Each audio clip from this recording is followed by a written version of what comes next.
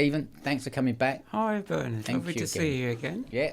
Well, hopefully, so specialist one today. We're going to run through your Tower of London. You're going to run us through it. Tell us how you got it, how important it was for you to get. Oh, absolutely. Also, why don't you tell me a little bit that you touched on about when you start to paint, where you get your inspiration from. Right. Well, yeah, I think we were just sort of talking about how you can have a build up to something, and just on a general level with my art, when I begin a painting, as I did when I painted your portrait, any painting, even though I've painted so many paintings and been working for years, I feel an anxiety probably that actors go through, all that almost like a stage fright, that I don't feel anything is going to happen. And so what I do really because I have a faith, is I pray, and I wouldn't want it any other way, because if it was just easy and I was just sitting down, okay, here we go again, it'd just be churning it out. Yeah. So with that sort of beginning, there's all the possibilities of new things happening, which is what I'm always wanting to happen, new developments within my expressionism, So when you approach someone new or a new painting, you realise it's not something you might possibly be able to just do with, so you take some inspiration and say, help me with this painting. It's just instinctively I know that it's going to come through all my passion, through my heart and soul, but I don't have a formula. So, you hear of some artists that literally draw out, with charcoal or pencil, a plan, and I never know where it's going to begin. Mm-hmm. So, I mean, when I was painting you, it can be just an arc of colour to show the edge of the face. So it just comes to you. It's more like a growing atmosphere or aura, really. That's. Let me just ask you a trick question. Can you paint with both hands? No, that has happened. That has happened, and I had the most extraordinary experience. I don't know if I've told you this before, but I painted a tribute to St. James, and for St. James's Roman Catholic Church, Spanish Place in Marylebone. And I've been painting for hours, because I paint very intensely for hours. Sometimes it can be one day over several days. And I was exhausted because it's very, very intensive. And I just felt, when I look back, that the exhaustion was coming through in terms of the face that I was imagining of St. James. Because when I'm working from that sort of subject, I'm looking at historic images. So I build a collected series of images that I look at. And then really with something like that, obviously it's through my prayers as well. It felt as if I hadn't quite captured it deep, so I prayed so hard and asked for the Holy Spirit to fill me with new energy and strength. And it was like a bolt of lightning went through me, and I suddenly felt this renewed energy, and as if I was being guided. And so I was picking up, I'm left-handed, picking up brushes with my left hand, and then certain strokes that were very tender, and I was suddenly picking up brushes with my right hand. So, occasionally was that can you hadn't happen. Done before? It has happened before, very occasionally. Sometimes I've even put the brushes down and just used a finger. Unconsciously, It just instinctively, really, what feels right at the time, Right, that's interesting. But that was, and then the result of that painting of St. James, which hangs in the rectory next to the church, and they display it on St. James's Day every year, wonderful. In the sanctuary, was something so deep, and I thought, that's how I feel. I could feel, it felt like I could feel his soul, through it. And before there'd been something missing, my human tiredness was coming through it. So that really... That's great. Yeah, That's fantastic. Yeah. So we'll move back to your Tower of London. Well, it's I suppose my biggest platform, biggest break that I had in my life, right at the beginning of the new century, the millennium. Give us a run through on how I think I you went on it briefly. Yeah, so let's just run through it again before. Yeah, absolutely. Well, it came so. with such ease, really, the commission to me. And I suppose I'd always been hoping for a bigger break that would just be something to build upon. And it was just before the internet was really sort of, everyone was widely using it. And so we were all still typing letters and all that sort of thing. And I had a P.O. box, a business address, when there's this simple letter, 2-line letter, would you be interested in a commission of 20 paintings for the Tower of London? And I thought, immediately it felt quite daunting, but I thought, wow, you know. So, and then when they met me, the Tower Environ Scheme, which was the agent for the Tower of London, they discussed it with the architects. They then discovered that there was a plan of 30 panels. So these paintings were to be produced and then reproduced on steel vitreous enamel panels, which now line the Tower Hill pedestrian walkway, which is the main portal entrance to the Tower of London.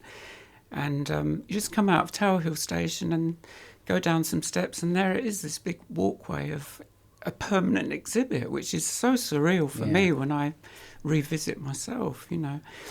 And so it then ended up, as I say, 30 paintings. So how long have they been there now? The actual walkway opened in March 2001, so 24 years. Wow, and how are they maintained? How? Very well, as far as I know. You've never had to go back and do any other work? No, I mean, there's no graffiti or anything, whereas before it was a graffiti-ridden and damp walkway that really it should have been refurbished a long time before that, you know. So well, that's good that it's kept. Yeah, no, it's respected it not to graffiti. Yeah, I think the next step, which would be the icing on the cake, is for the originals to be on display. Yeah, because I do get a lot of questions about that. Where are the originals? Is that something you're working on to get? Yeah, I mean, I'm hoping to see the marketing department. I mean, it's not going to be down to me because even all the main museums, they have lots and lots of work that isn't on display. But we actually have an original here. Yeah, let's have a look at that. So this is, run us through that original that you've got there first. Yeah, well, this is one of 2 paintings of the Crown Jewels, and maybe we could sort of come back to this at the end because there's a particular story that's quite funny. Where would you like to start? Well, I thought maybe, you've kindly printed out some reproductions of some of the paintings. I thought logically to start with the first painting that I decided to do. Okay, I'll hold, if I hold it up this way so you can see it. Yeah, absolutely. So run us through this one. And this is Henry VIII, King Henry VIII. And this was the first painting. And as I said before in the last episode, as much as I can, I'll work directly from historic images. So there's actually what they call a cartoon, but it's really a sketch by Holbein in the National Portrait Gallery behind glass. So I literally stood in front of that and made studies, graphite drawings, charcoal drawings, and they're basically to understand the shapes and the beginning of my Expressionism, really. And how long did that one take to produce? Well, what I was going to say, Bernard, was the relief when I completed this. This was, I think, over a couple of days. It's a big painting. Yeah. It's 40 by 30 inches, which is 102 by 76 centimetres. I think that's right. And but the relief I felt when I'd completed that painting, because the whole commission felt like, before I began it, very daunting. And it felt like being at the bottom of a mountain before scaling a mountain. Oh, wow. It really did. Yeah. And I think actually I sort of broke down emotionally because the relief that, yes, it works. I knew it was complete and I'd started. That was the great thing. So this was your first one, you got it complete, and now you know. What made you choose the order? I think, I mean, I had the curator there. Left it very much to me and my friend Michael, who was really deeply involved in doing research for it. And obviously he's a key historic figure. Yeah. Everyone knows, you know, so not particularly the most agreeable figure, but right, we'll move on to your second. we might as well follow on with his daughter. Yeah. And she was the longest reigning Tudor monarch, actually, 47 years. I think he was 36 years. So, and this was actually, again, was inspired by, there are several historic images, but there's a painting by Marcus Geerhart, if I'm pronouncing that correctly. He was a Flemish artist, and it's actually in the National Portrait Gallery again. So I stood in front of it again, made charcoal drawings, and it was in a very quiet room. So they allow you to go in and do that? Oh yeah. I was okay. I think I went very early, but what do you do your charcoal drawings on? On paper. Just on paper? Yeah, they're charcoal. And so, you don't set up an easel there, you just go and do like if they're very big, but I was able to actually, from what I remember, it's interesting you should ask that, because it's now, this was in 2000, so it's 25 years ago. And there aren't records of me doing them, but I think I was just holding it. Yeah. So have you still got them? Yeah, I've got some. Yes. Yeah. Okay. Yeah, and some are actually on my website, on my drawings page. Right, yeah, so people can have a look at those. Yeah, absolutely. Yeah. Now we're moving on to number 3. Yeah. Well, of course, this was Sir Thomas More, now Saint Thomas More, and I think I touched on this in our last episode, but again, the original painting that inspired this painting was by Holbein, the most famous historic image. But there's another contemporary of his in the 16th century who did a copy, and that's in the National Portrait Gallery collection, and that's held at Montacute House in, I think it's in Kent, I'm not sure where Montacute House is now, but anyway, I had to get permission because it's a private house. And again, made charcoal studies, and Thomas More was the one that wouldn't recognise, he's the Chancellor. Yeah. I'm sure you know a bit of the history, but he wouldn't recognise the King as the head of the Church of England. And he said when he was executed, or just before he's executed in 1535, I die as the King's servant, but as God's first servant. Yeah. Well, what was your inspiration? Is the colour? You've got a lot more red in here. Yeah, a lot of it saw in it. Yeah, I did. I actually saw it in the historic image. I seem to feel, not just see colours, but feel colours. I can even watch. You and I share a love of old black and white Hollywood films, and I actually can feel certain shades that I feel that I know, and it has been confirmed when I've seen colour shots. Okay. So I can feel a warmth in a certain shade of grey, and I know it's an orange or something. It's really odd. So I like that one. I don't plan anything. Obviously, with my years, I had training at art school, but you can't actually be trained when you find your own personal expressionism, really. So a lot of it is my instinct of what colours will work well together. You feel you're getting out of that. And I did want it. The original historic paintings are very stately, so I wanted it much more to be a sort of a feeling, an atmosphere of him, an aura of him, really, coming through, and a depth, because, it was very, he was a very brave man. Very powerful figures. Yeah, he didn't fight for his survival. He just, because he kept committed to his faith, you know. Yeah, So moving on to number 4, what was? Yeah, well, actually, I thought this might be quite interesting. I think there's 30 in the whole series, so it was difficult to select, but I thought I'd try and give a variety. This is actually what's called King Henry VIII's Greenwich armour, and the actual suit of armour stands in the armoury in the Tower of London. Okay. So in the White Tower, which is the main tower, you can go in there, and it's and so I basically stood in front of that, didn't have to have it closed off at all. Lots of people taking photographs, and again made studies actually in my drawing book. And that was fascinating. He was a very tall man. He was, for that generation, 6 foot, I think, too. Was he? Yeah, tall as that? I didn't realise he was that tall. it's very tall, very big. Yeah.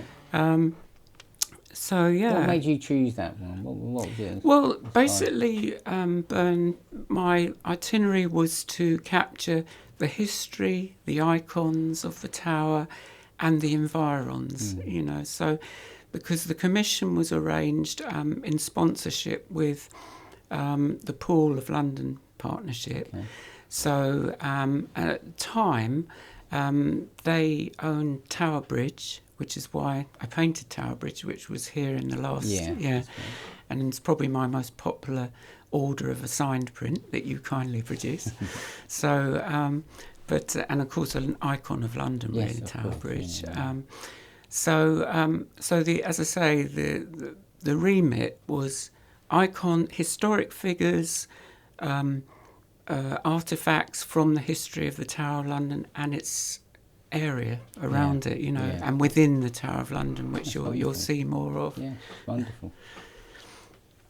I'll just take a sip of water. Take a sip of water. I'll have a quick swig of coffee.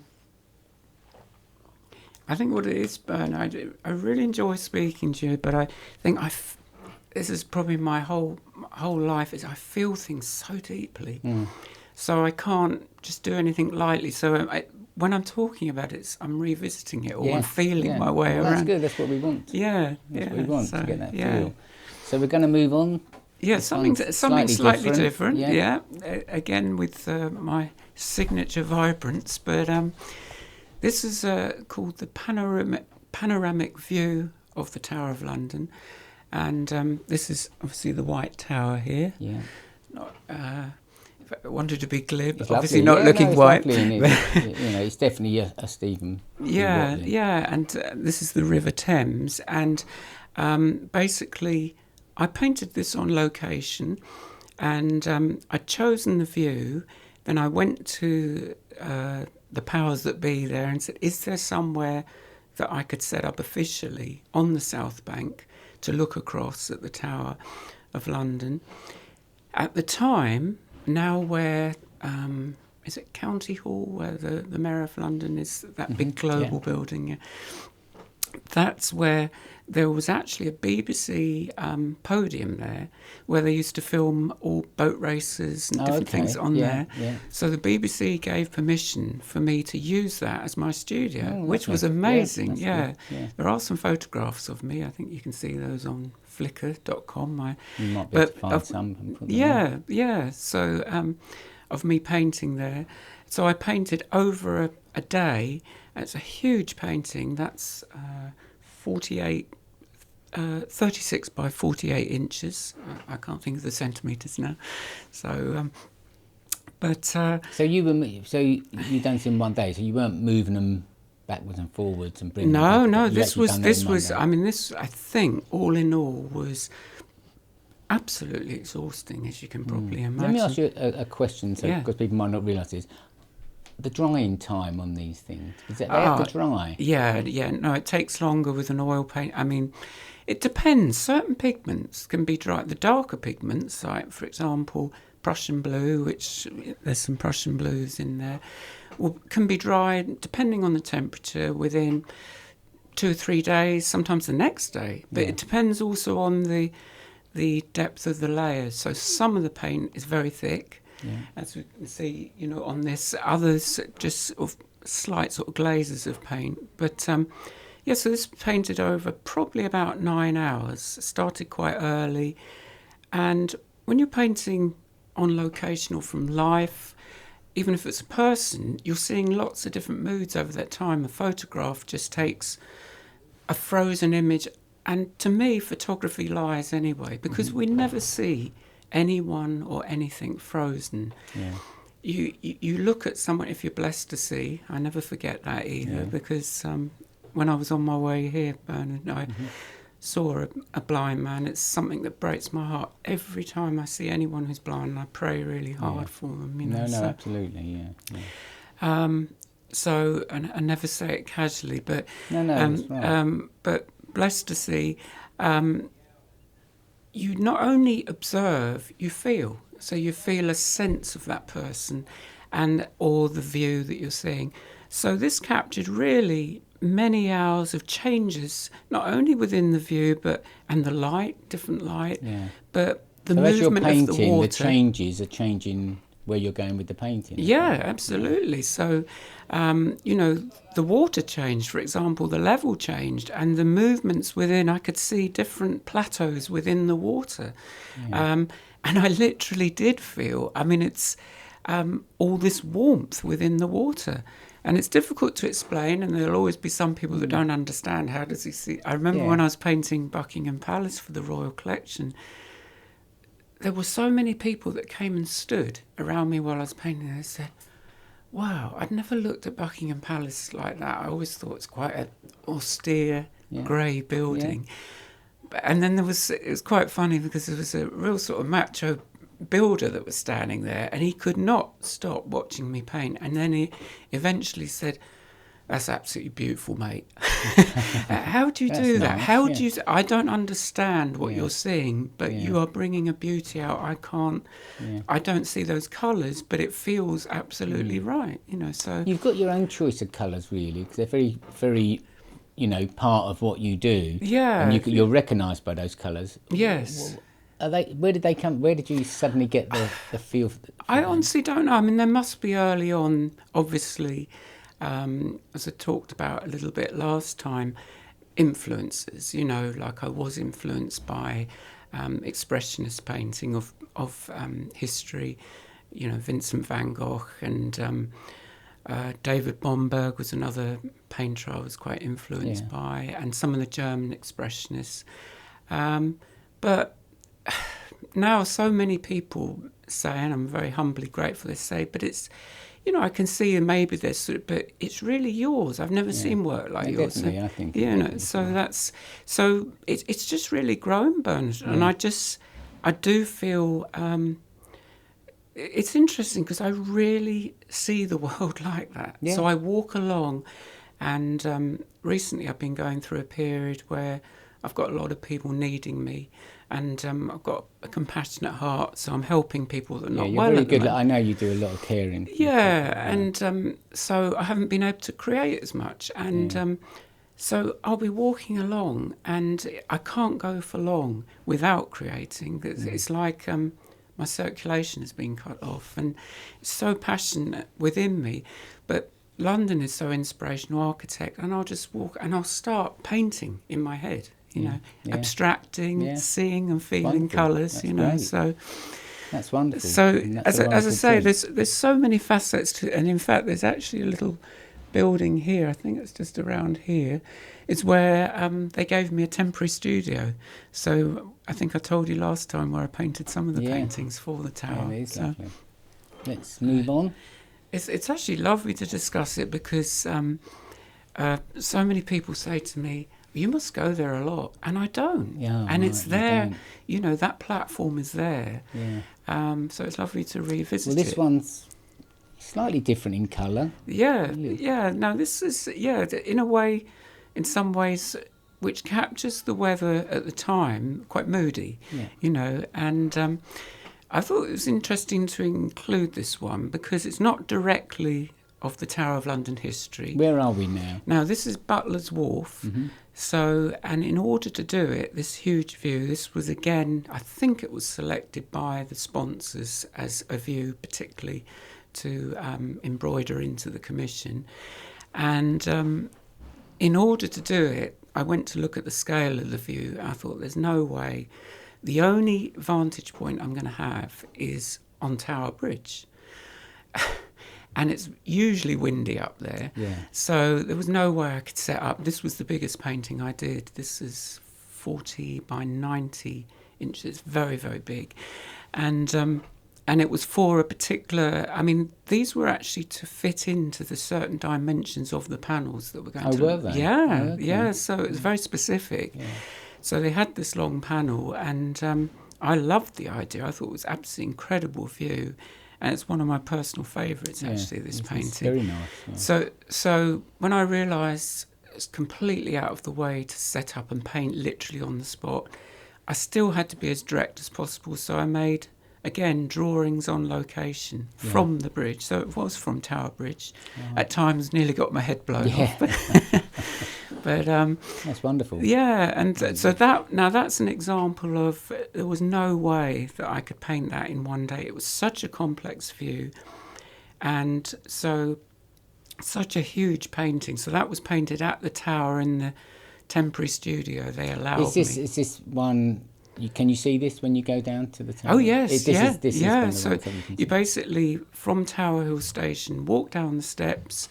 See the entrance. I think we're probably going to have some views prior to the podcast, you know. So, and walk through, and then just as you turn, as if you're going to walk around the tower to Tower Bridge, you see this huge image, you know. Okay. So, but it's probably one of the most. I suppose I quite like it because it's slightly more abstract than a lot of them. I found a lot of different shapes. It has got a different feel to it. Yeah. What was the timescale on this one?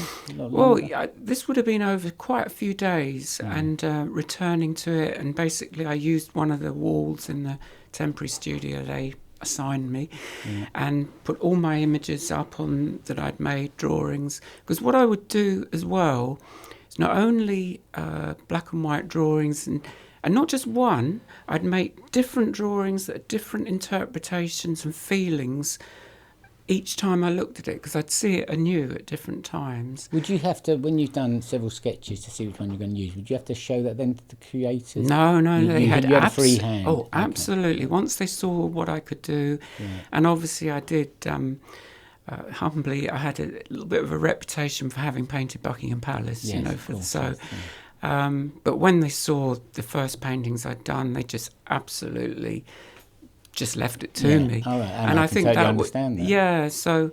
is there anything you want to tell us about this one? Yeah, just briefly. So I made several drawings that captured different aspects of what I was seeing.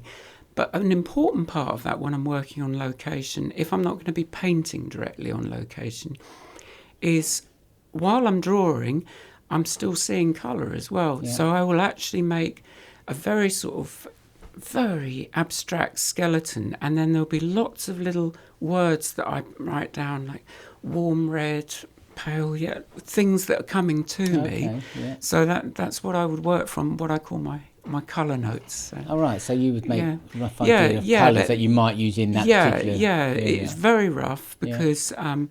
it's certainly not like. So you're not freehanding it. You basically are thinking, well, I'll get some red here. I'll get some yellow. Well, I'm basically just putting down in words feelings and colours that I'm seeing at the time. So I might sort of say very, soft red or whatever, and then I let it lead from there. Have you ever changed it? Have you ever done something in a soft red and then thought, no, that's not working? Oh yeah. It's all a balance really. So I instinctively know what will work. Somehow it all comes together. So there's constant adjustments. Yeah. Oh, there is. Oh yeah. I mean, there were times when I was painting you, and your portrait, and I'd suddenly feel, no, that's not quite. And I'll use a sponge or something, and you probably heard me scrubbing. I'm surprised. No, nothing to do with you. My own. That's funny. Yeah, perfectionism. So. This one's very interesting. Let's have a look at this one. Run us through this one. Yeah, this is Henry VIII jousting before Queen Catherine of Aragon in, I hope I get the date right, 1511. I bought some prompt cards because I used to know the history, but it's pretty much that anyway. And this was inspired by what's called the Westminster Roll, which is a bit, I don't know if you've heard of that, but it's a big tapestry held at the College of Arms. And I actually bought there's a big book that's very expensive now. At the time I was able to get it, but it's got the tapestry within that. So I made drawings from that, and this was an encapsulation of part of that. It's quite interesting in that, very difficult to see here, but you can probably see it better actually on the actual panel in the Tower walkway. But there's a historic figure just near your hand, just at the blue down there. There's what's called... down here? He was one of the only African Tudor trumpeters. Oh, wow. And he's become, you may have heard of him, but he's become quite a sort of cult historic figure called John Blank. Right, okay. And there's a huge project going called the John Blank Project, and one of the historians, Michael Ohajuru, if I've pronounced his right, forgive me, Michael, if I haven't, but he's written several books, and also Miranda Kaufman, historian. They're both real champions of him and giving him new light because he was quite unknown, and people looked into his past. And I was commissioned to do a charcoal drawing of him that's been published in a couple of the books that have been also appeared on a documentary that they made about John Blank. How was he discovered? Well, he'd been seen there, but it was just people that had an interest in black history, basically. And they decided to look more deeply into this black trumpeter, who's the only one there in my painting, because of the way I see he's blue. But very difficult to show on here. But so, and my drawing appeared actually on Channel 4, and on not Channel 4, Sky Arts channel. I think it was 2 years ago. It was shown on there, and it's been published in a couple of books, which you can see on my press page of my website, actually. So, but yeah, he's as I say, he's become part of a sort of historical cult, actually, the John Blank Project. That's wonderful, wonderful. Yeah, it's quite. That painting was very much about capturing the sort of dynamism of the movement, and it does. It takes you into a different time. People see the event. No, that's an interesting point you make, Bernard, because a lot of what I do, if I'm not working from life, even with my Catholic tributes, I'm working from historic images. Yeah. And even though my work is contemporary, I'm trying to capture that classic spirit, and I don't seem to ever lose that. So, but it's saying something new about that classic spirit. It definitely gives a feeling of the time. Yeah, so very much in that painting was the influence of that sort of Tudor expressionism as well. And what was going on at the time. So here we are. Have you been to the Tower of London? I have, many times. Many times. I've been very lucky to be. Oh, wow. I was part of the Poppy Day. Oh, right, it was amazing, wasn't it? So we spent quite a lot of time, which was really interesting. Oh, wonderful, because so many people that I meet, so many have been, but they usually say, only when I was a child, or on a school visit, so... No, it's a wonderful place. It's really, it is. And I think that's how we all first see it, when we're around 10 or something. Absolutely. But obviously, I had the privilege, they asked me to do some interiors as well. So you were lucky enough to get in and see places where sometimes people don't get the opportunity to visit. Well, people do get an opportunity. This is the Tower... the chapel of the St. John the Evangelist, and this is within the White Tower. And this is quite a challenge because the light wasn't high in there, but it was just enough for me to see. So I was really having to sort of strain, and my focus really became this window with the crucifix against it. So it was very much about the sort of...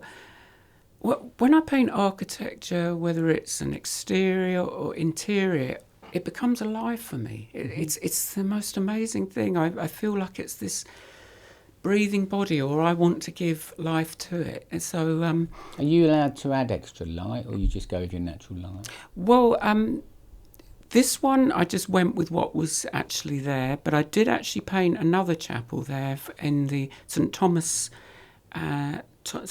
Towers that was just too dark, so they actually arranged for film lighting to be in there for me. So, but it was really only shining on my canvas, so I could see what I was doing. Did you get the scale? You get the height here. You get. Oh, good. Yeah, thank you. Yes, you do get it. Yeah, and it's quite a narrow chapel. I think it's in one of the turrets, of the White Tower. So. That's nice. And it's interesting because the White Tower isn't now literally white, and I was looking up myself just to refresh myself. I thought, why is it called the White Tower? But apparently it was, at the time of Henry VIII, he whitewashed it. Okay. And it was as a reminder, this is our defence to enemies, apparently, you know, so... That's great. Oh, I'm interested that you've been there a lot. You know, I have been. Yeah. A lot, yeah. Well, you see my walkway a lot then. I have, I have seen your walkway on many occasions. I wonder if you, before we ever met, you probably saw it, did you? I did see it, yeah. Because I do meet people through my work and through socially or whatever, and I mention I'm an artist and I'm quite humble and everything, and I say, oh, well, I do actually have an exhibit. You're the person who did that. I've walked through there loads of times. Yeah, no, it's great. No, I've so been people lucky, know it subliminally, you know. I've been lucky enough to be involved in lots of charities, and that was one of the main ones that we did. Oh, right. And we organised all the poppies being made. Oh, wow. It was an amazing sculpture, wasn't it? Yeah, it was very lucky. Was it first in 2014, wasn't it? That's right, yeah. The centenary of the First World War. Yeah, it was amazing. Absolutely amazing. I think Queen Elizabeth went, didn't she? She looked very moved by it. Yeah, she did. It was really, really interesting. Yeah. So we're moving on to this one, which I think everyone's going to really enjoy. Yeah, well, this is the invasion of William the Conqueror, inspired by the Bayeux Tapestry. And the Bayeux Tapestry, I think, is around, because it's been in the news recently, hasn't it? So, because they were trying to arrange for it to be exhibited in this country, but they've decided it's too fragile to move. Yeah, it's fragile. I think it's about 700 feet long, something, if I'm right. Anyway, again, I wanted to work as directly as possible, and obviously there are lots of reproductions around. Yeah. But during the commission, which took 8 months, and it was, very intensive, and each painting is so intensive that I became quite exhausted, So at some point, I needed a break. So, and is everything here as in the tapestry? So the amount of people here, everything you copied to. Basically, what happened was I thought, well, if I could actually see the actual tapestry, that would be wonderful. So I built in to have a break with a friend, and we actually went to Paris. And then built in a day trip to Bayeux itself. Oh, okay. Yeah. So I thought, because I knew I needed a break, but I couldn't really cut off from this. And I knew the pressure I was under, because there was a certain amount of pressure, the deadline. So I thought, well, if I can have a break and then build in still some work towards it. So this was the perfect way. So I went and studied it, and I didn't actually make drawings, I just really looked intensely, and then came back, and through reproductions, this is really an encapsulation. So there are aspects from further along that have been built in. But you get a feel for it.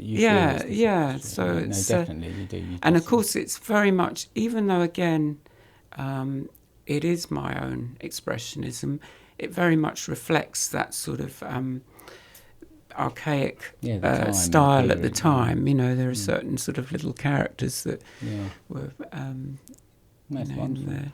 Really nice. Yeah, and the horses were. Yeah, and the horses are white. It's really, really a nice picture. Thank you. So, moving on, let's have a look at this one. And you can just have a sip of water while you're having that. It's very moving for me going back, actually, because I think a certain amount of it is, as I'm revisiting and telling you about memories, I'm feeling as if I'm there again, sort of doing it. Yeah, no, that's good, because that's what we want you to feel. Yeah. So this is actually Queen's house, which is where Anne Boleyn lived, and I presume, and I should know, it's probably called King's House now, because King Charles is on the throne. Yeah. But it's within the Tower of London, and so this was painted. There's an area within the Tower of London called Tower Green. So this is Queen's House from Tower. And so again, I set up on location. I remember this quite vividly because it was April 2000. And I can remember when people talk about climate change, they often say, oh, in recent years. But I can remember then, and it was April, that the sun was so hot. It was really hot when I was painting. Oh, there. really? Yeah, and I had a Tower of London cap. I had to. Oh, did you? I had to have it on to paint here because it was overhead. That hot, yeah. Yeah. So I was set up just at the corner. There's a chain in front of this area. And as you can see, there's a Queen's Guardsman standing there. Yeah, was that? He was there. He was there, and every so often he was standing guard. Every so often he would march up and down, and then come back. And so that was So he was very important to be in it. I'm not sure now whether there were a changeover of guards. I can't remember that. But anyway, again, it was in one day, but about 8 or 9 hours. Oh, okay. Yeah, on the spot. So I'm standing there, and as I say, I had assistance with my friend Michael, who was very good at stopping me because he knew I couldn't stop. I was so enthralled, and he said, you have to stop and have a break. Yeah. So he would get me to sit down, have some sandwiches. So how do you get... So when you stop, does it take you time to get back into it again? Actually, when I would stop, that was when I realised what was happening. The adrenaline was carrying me. And when I would actually stop, then I would absolutely feel, the exhaustion. I'd feel it in my back, everything, because it's not just mentally, it's very physical. Yes. So I was standing all the time, and the nature of the way I paint, as you've seen, is very dynamic. Yes. So there'll be real gesticulations and then very delicate sort of mark making. But yeah, I would feel the absolute exhaustion, and then having some lunch and resting for probably less than an hour, half an hour maybe. It was difficult to chain me down. Because I think what it was is I was so immersed in it, and I was aware that I've got this discipline of completing that mood of the moment. So I'd be eager to get back, but because the light's going to change when it gets dark. Oh yeah, there's a whole yeah. Oh no, it was. I mean, I would always start quite early. I think we're probably starting around 10, maybe 9:30. And we were lucky on that day, even though it was April, because it was very sunny. Yeah. It was really sunny and hot. I remember that, vividly, So even though it was April. Lovely. I like that one. Oh, thank you. Thank you. Yeah. And they're Tudor buildings, they're amazing, really. Yeah, they are. This one's quite exciting because this is going to... slightly different. Yeah, and of course there's sort of a legend that people probably have heard about is that if the famed tower ravens that actually live within the Tower of London ever leave, then the tower will fall. That's what they say. That's what they say. Yeah, so... are their wings clipped so they can never go? I'm not... Do you know, that's an interesting thought, actually. Because, I don't know. I definitely saw them. They would sort of... Because they're quite heavy. Yeah, that's a very interesting one. We'll have to look into that, yeah. But anyway, it was definitely on the itinerary to paint something of the ravens. And are these actually ravens you saw? Yeah. The story, it's quite a funny story because obviously in planning this commission, I had to have a rough plan and try and keep to it of certain dates that I was going to do certain paintings. And especially those that required permission for me to be there. So we booked this day that I was going to make studies of the ravens, the tower ravens. I wanted to do it directly in my drawing book and work from them because they're quite, they're very intelligent. I know a lot about birds. I love birds. They're one of my passions. And the crow family, of which the ravens are the biggest, I think are the most intelligent of them. Right. And so they're remarkable. And they're obviously used to the public, people being around. And so they will literally just sort of sit there and look at you, looking at them, So this particular date, I can't remember the exact date it was, the weather was very overcast. I thought, this is not looking good, because it's all outside. And then it rained. Oh. So basically, planned to do it. I said, no, we're going to go ahead with it. And my kind assistant held an umbrella over me while I'm making these studies. Right. And this was actually, I'm sure he's long gone since, but Hardy, his name was Hardy. I found out the name of him. Yeah, he was quite an elderly bird. But they're looked after by someone within the tower, aren't they? Well, yeah, the tower wardens, the beefeaters, I think they look after. Yeah. Oh, yeah, and there's built into that is aspects of their life. So there's one just by your thumb that's eating some meat there, because they are omnivores, but they like meat, and this is part of the Tower of London ruin there actually that they would, and the top right one is crowing. Here there's a little bench on Tower Green, and I think this was Hardy again with his partner. And it definitely a female. I don't know why, I could just tell it was a female, and she's much smaller, and I could see all this colour within their what looks like very dark plumage, but I'm sure everyone has seen that sheen that you can get on there. So with the way I see and feel colour, I was seeing a lot more than that. So, but they literally sat like that for me. This couple, they literally sat so still. It was so moving. It was, yes. Yeah, and so I have all the studies in my drawing book, which is like a visual diary, really.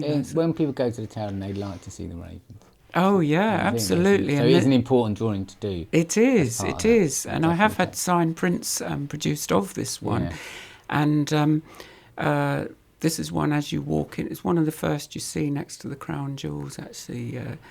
But yeah, the ravens are very much a legendary part of the tower's history. Yeah, absolutely. Yeah. So now we're on to another famous part. Yeah. I mean, this is again part of really the monarchy's defence, really, the official or tradition.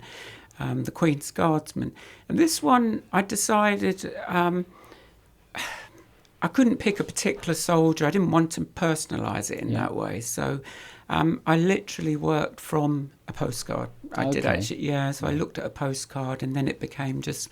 But I did look at them standing outside. This is one of the boxes at the Tower of London, one of their sentry boxes. I thought it was important to have that. I think at the actual Tower of London walkway, Tower Hill pedestrian walkway, the actual panel is actually positioned next to the crown jewels, so guarding them. Yeah, that's what I thought. Yeah, no, I think that's... I think, as far as I'm concerned, I remember they did allow me that plan of where we planned it where they were actually going to go. I was going to ask that, but that's good. They did.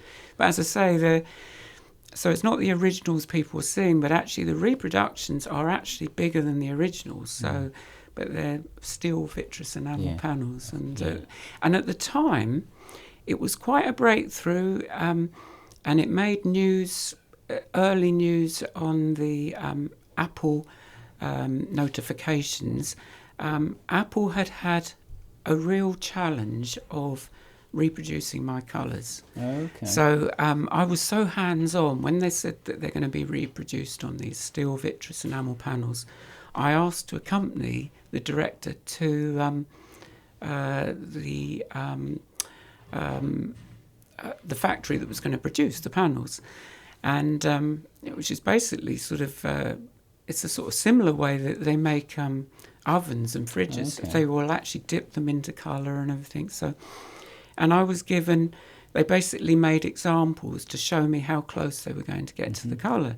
So I arrived on one occasion, and the director, who was eager to get this all complete, he said at one point, he had quite a sense of humour, and we had quite a good banter and everything, and he said, "Oh, come on, Stephen, you can live with that, can't you?" And the reds were brown, and I said, "Well, I was commissioned for my colour. Yes, that's brown." Yes. And so they had another go, and I don't know what they did at the time, but they managed to get much, much closer to the colour. Yeah, so there were a few articles that came out at the time. It's important to get the colour as near as you can. Absolutely. And now... Because you are all about colour. Yeah, absolutely. And I think things have moved on a lot more in that Yeah. way. But this was in 2000, so Well, that's a nice. it was quite early on that they were using computers and to reproduce. Yeah, to reproduce. Yeah, Well, that's nice. so it was Really. fascinating to see the panels hanging from coming out of being dipped in colour and then drying. It was amazing. Yeah. Well, it is. Yeah, it is amazing. Yeah. So this is our last one that we've got. Yeah. And this is the one that's very similar to Well, what we've got basically what it was, Bernard, there are two paintings of the crown jewels. Obviously, they were an integral part of the history to paint. And there's quite a story to both of them. But this, in order to get as closely... I mean, there are lots of photographs of the crown jewels, but even in their recent publicity, none of those photographs really capture the sparkle, the sensation. I don't know why, but anyway, they don't. So, but I knew that if I was going to paint them, I wanted to capture that as closely as possible. Now, they're housed in the jewel house, as you know, which is always open to the public from 9 o'clock in the morning. And currently, it's a moving platform that you have to, So I said, is there a way that we can arrange that I can make studies before the public come in? So and I'll finish that story in a moment, but just tell you about, because there's a reason I'm going to finish it in a humorous way. Okay. So anyway, so this is Crown Jewels 1, as I called it, and it basically features the coronation regalia. So this is the famous King Edward's crown. Sorry, is it King Edward or Saint Edward's crown? Saint Edward's crown. And it's worn by the monarchs, so most recently by King Charles III. At the moment of coronation, literally, they just, as he's crowned or she's crowned. So that's on display there. And then these are the sceptres and orbs and the coronation rings. So that was, I grouped those together, to make a painting. And they are seen pretty much together. The other painting, Crown Jewels 2, which we actually have here. I don't know if I stand up and sort of... Yeah, you can. I think you can, yeah. And if I'm not blocking... I think you're okay there. We can make it. We can make it work, yeah. Yeah. And so this is the imperial state crown, which is full of diamonds, sapphires, rubies, one of the biggest diamonds in the world here. I did know them all. No. I think people can do that. And this is after the moment of coronation. This is actually placed on the monarch's head because this is actually lighter. That's so heavy. Yeah. And this is worn at the opening state of Parliament. And this is also the Queen Mother's crown, and I remember completing this painting on the Queen Mother's 100th birthday. And I thought that was quite moving that I was painting her crown. But this was from 1937. This again was designed in 1937 and first worn by King George VI, the father of Queen Elizabeth II.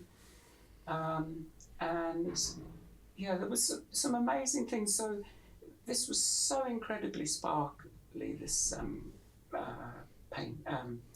crown. And it was very important to me, by observing them close to capture the way the light reflected and sensations, So where was you doing this? Where was you actually standing with this? Well, this was actually my studio that I painted this. Okay. But from studies, again, all studies with colour notes and everything. And this is actually Queen Victoria's crown of 1870, and it's called Queen Victoria's small crown. Yeah.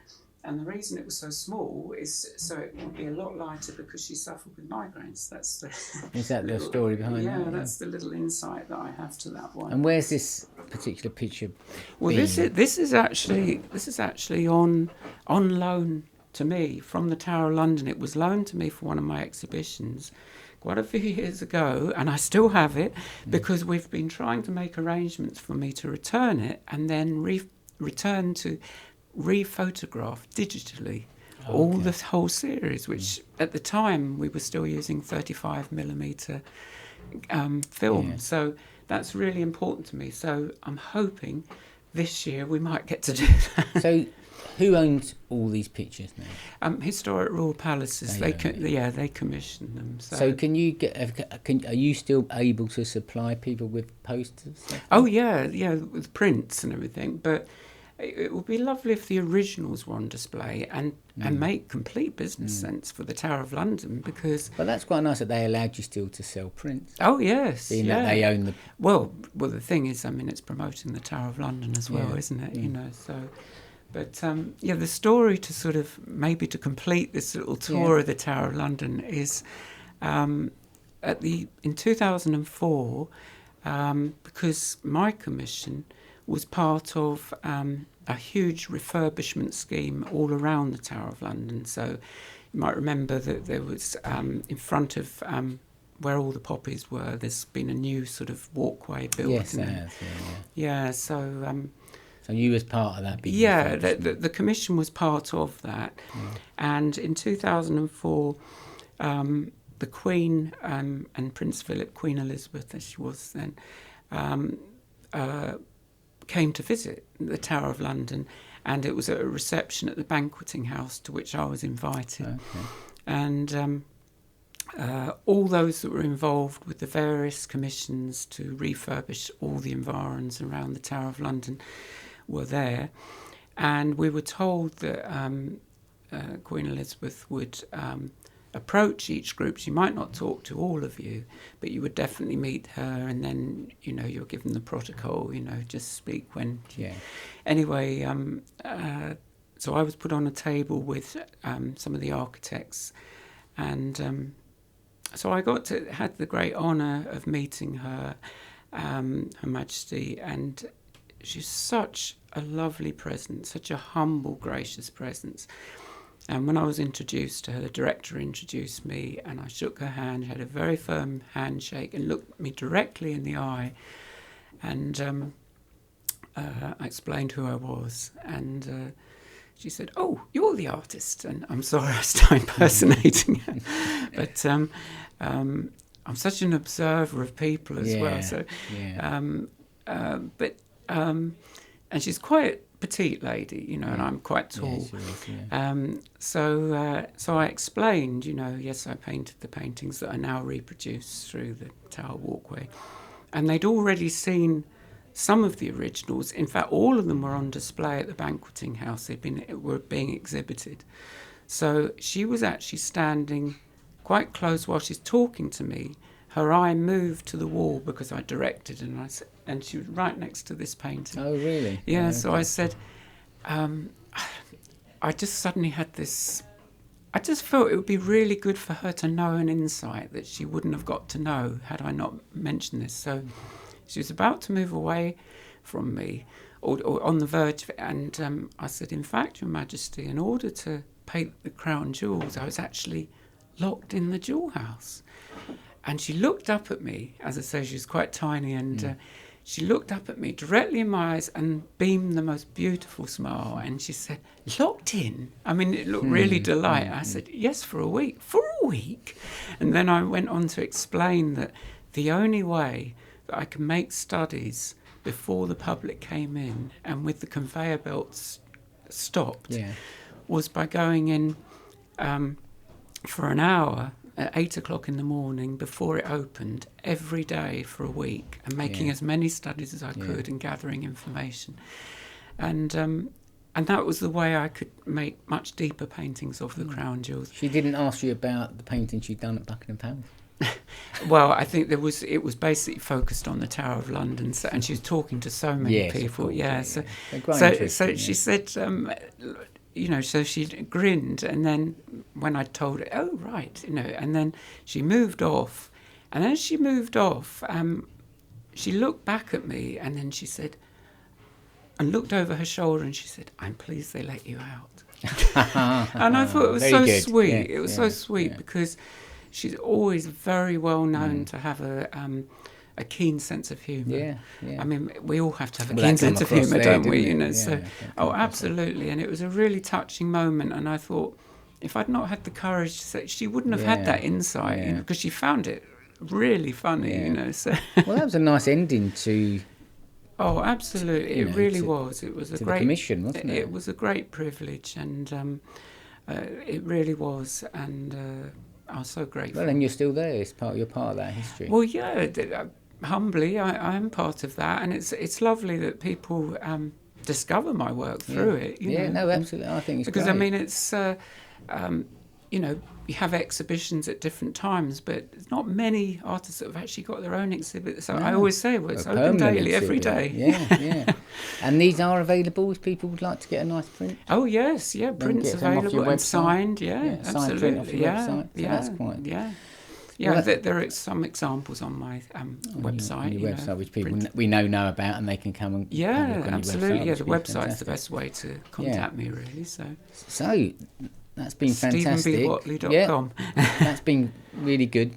We've had another good look at your work. Oh, thank you, Bernard. Yeah, it was lovely to revisit it, really. You know. So what's the next one for us, Stephen? Well, whatever inspires you, Bernard. I mean, there's lots of different aspects. You've got a lot of work, and I think it's eclectic. Yeah, and I think your religious paintings, I think, are going to be really of interest to people. I think, they'll be quite enlightening to not only people that have a faith, but even agnostics, really, because I have a lot of people that do say to me, I didn't think I had that sort of depth or spirit, but they reach me in some way, you know. So I think we'd like to then maybe in our next episode run through that and where your inspiration comes from, and I think that's a really nice.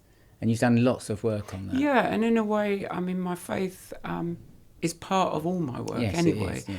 I can't stop that. So, and it doesn't really sort of separate me from anyone, because they just see the depth that comes through it. So I think you're absolutely right. It doesn't separate you at all. It basically just shows where you get your inspiration from and what drives you and things like that. And that's been some really interesting stories what you've told us today. I've got so many stories. I realise now it's so nice to be talking about it, because a lot of the stories, some of them are written down on posts that have been published and everything, but it's nice to sort of discuss it, you know. Yeah, and people get a chance to meet you and see the person who's behind the paintings. Exactly, yes. So that's what everyone wants to see. I'm still here.